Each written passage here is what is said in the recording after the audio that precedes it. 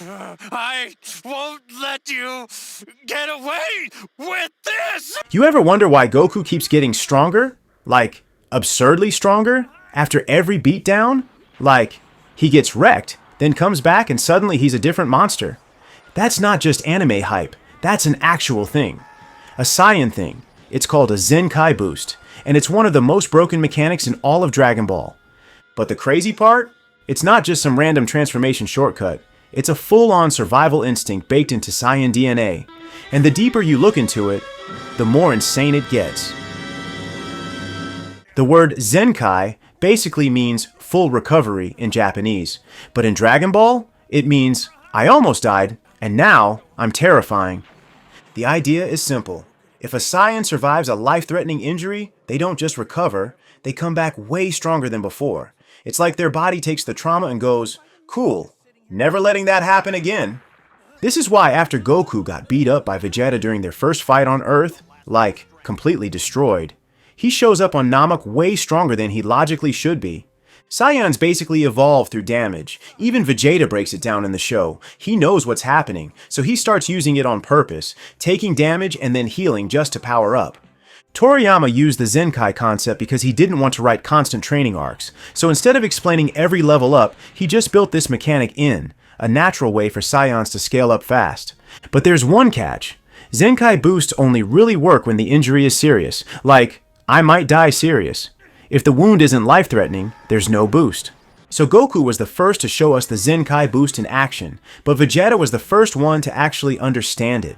Like, he knew what was going on. And he didn't just let it happen, he used it. On purpose. Remember on Namek when Vegeta gets beat down by Zarbon?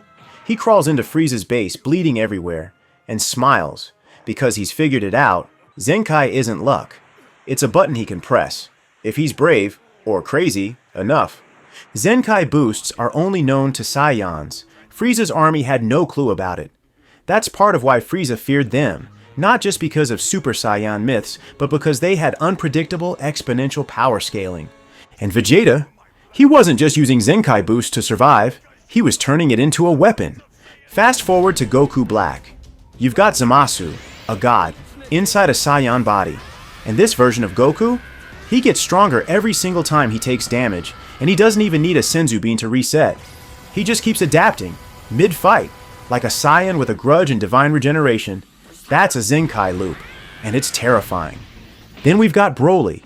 This man doesn't wait for after the fight, he levels up during the fight, blow for blow, scream for scream. In the Super Broly movie, you can literally watch his power grow every minute. Broly's combat adaptation is so wild, some fans think he has a mutated form of Zenkai, where his cells don't even wait for full recovery. Here's something not every fan catches. At some point, Zenkai Boosts basically stop working for Goku and Vegeta. Like yeah, they still get stronger, but not that insane jump we saw on Namek or early Super.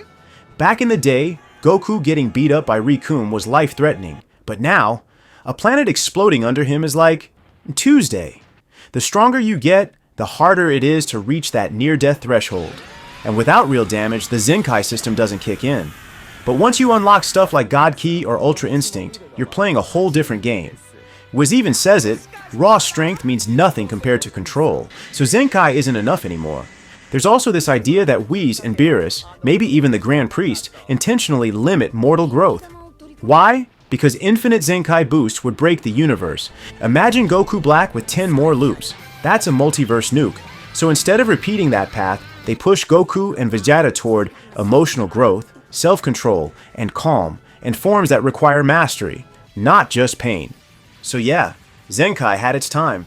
But once you're throwing hands with gods, it's no longer the cheat code, it's just the warm-up. Here's the wild part.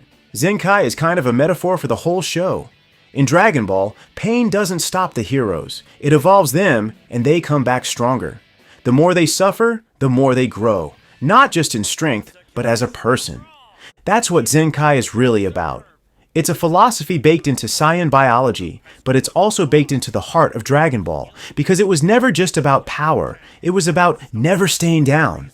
So next time you see Goku lying face down in a crater, just know, that's not the end. That's the beginning of the next version of him. Because Zenkai Protocol is a lesson. Saiyans don't win because they're strong. They win because they refuse to stay weak.